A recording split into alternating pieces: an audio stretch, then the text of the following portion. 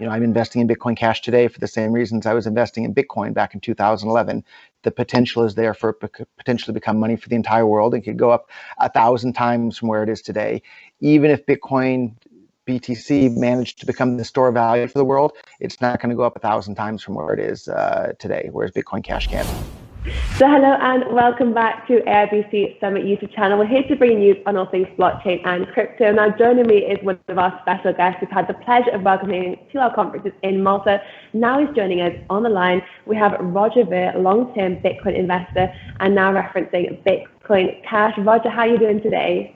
A fantastic day in the world of cryptocurrencies. Never a boring second.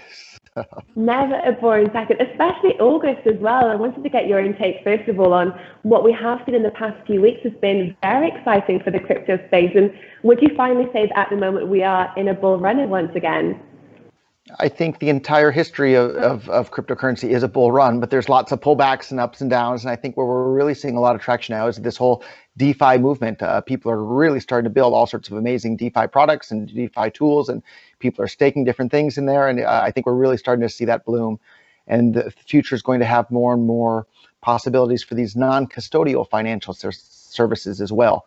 So I think those are some of the things to really keep an eye on. Especially to get your intake as well, because you've been in the industry, one of the first really to become an investor in the cryptocurrency sphere. So is the DeFi movement and the non-custodial crypto assets, is that something that's the most interest to you right now? For me, the most interesting thing the entire time has been it's empower individuals to have complete control over their own money where they don't need permission from anybody else to do anything that's peaceful. And that's why I got involved originally. That's why I'm still involved today.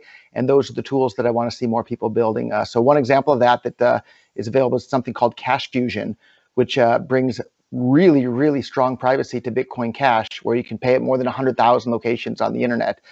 So that's a really big deal when you have these chain analytics companies trying to spy on everybody and then selling the data to governments and this and that. Well, let's make it so the chains have optional privacy when people want to be able to do that. And Cash Fusion is a fantastic example of that on Bitcoin Cash. But Ethereum has some privacy tools as well. Monero, Zcash, Zcoin, there's lots of them out there. And I'm a fan of people being able to use anything that works. But having privacy paired with more than 100,000 websites accepting it, that's a really big deal. And I don't know of any other chain other than Bitcoin Cash that has that.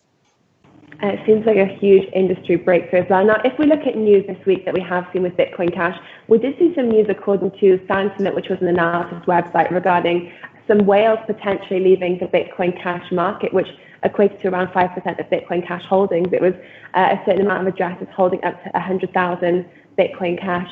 What was your take on this news?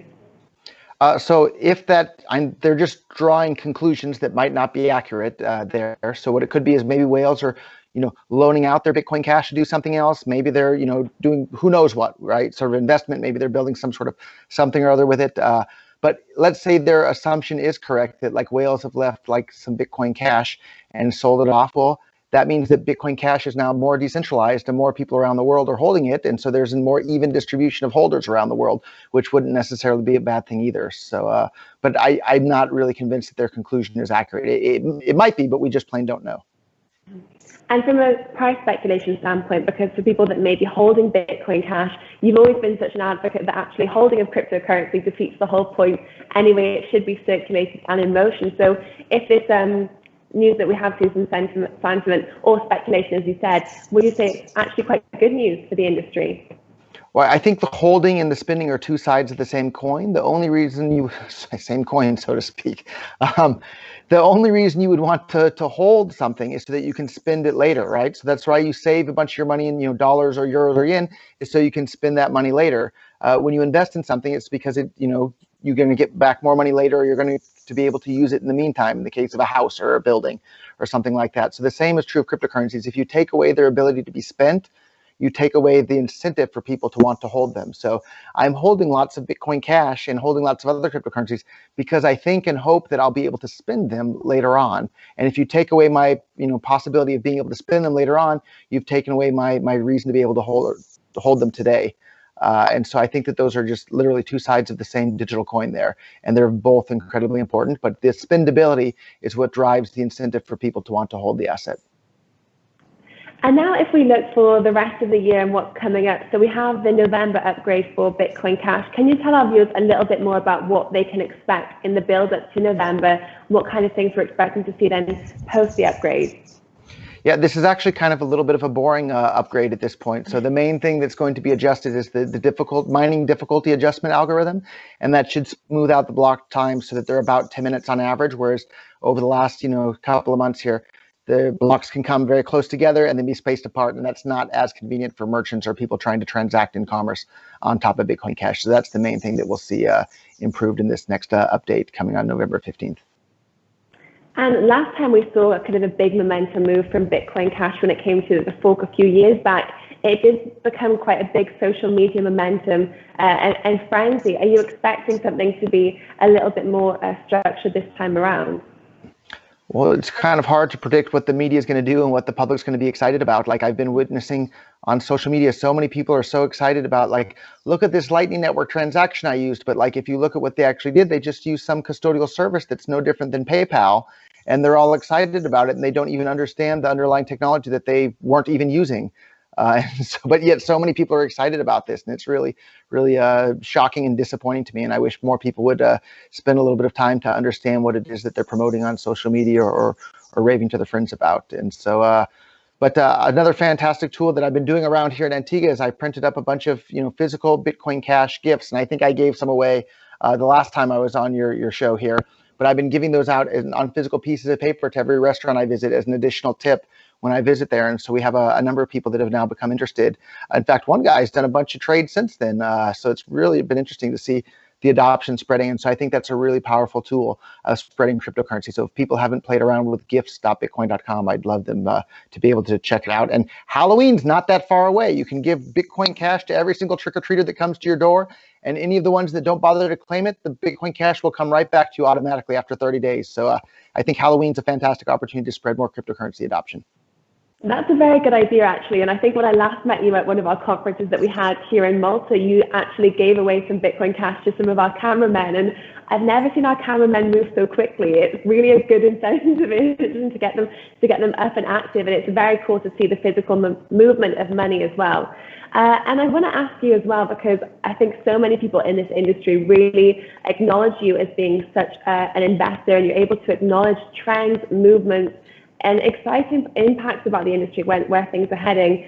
Is there any different elements? I know we spoke about DeFi, we also spoke about privacy coins a little bit earlier. Is there anything else right now that's really grabbing your attention that we are seeing as industry trends moving forward?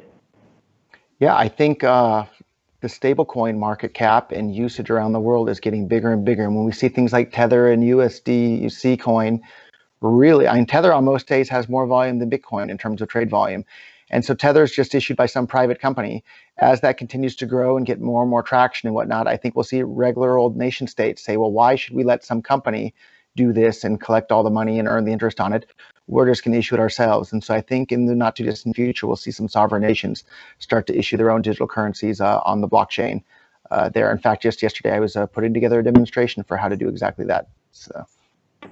Awesome. And now, so obviously we're talking about November and the upgrade. So it'll be kind of a full 3-year cycle from the last real bullish cryptocurrency price action that we did see in late November 2017. Do you have any set price speculation points for the rest of this year, perhaps?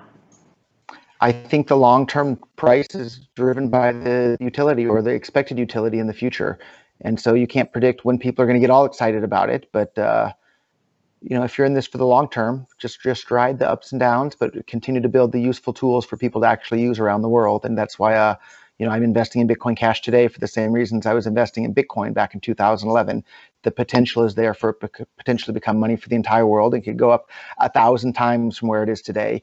Even if Bitcoin BTC managed to become the store of value for the world, it's not going to go up 1,000 times from where it is today, whereas Bitcoin Cash can. So I think it's a much, much better investment play. But have a diverse basket, right? Like hold some traditional currency, hold a wide variety of cryptocurrencies, hold some regular equities as well. So like don't put all of your eggs in one basket. That's really, really bad advice. And so anytime you hear anybody telling you put all of your net worth into one specific thing, don't listen to them. They don't know what they're talking about. And just finally, out of interest, because you have mentioned you're in the Caribbean, you're in Antigua, and you are spreading the word of cryptocurrency adoption and usage as well. Is there any common questions that you're being asked from regular people when it comes to cryptocurrencies, maybe misconceptions that they have? I think the big misconception is when they see how Bitcoin Cash works and how easy it is and what's going on, they confuse it in thinking that that's Bitcoin.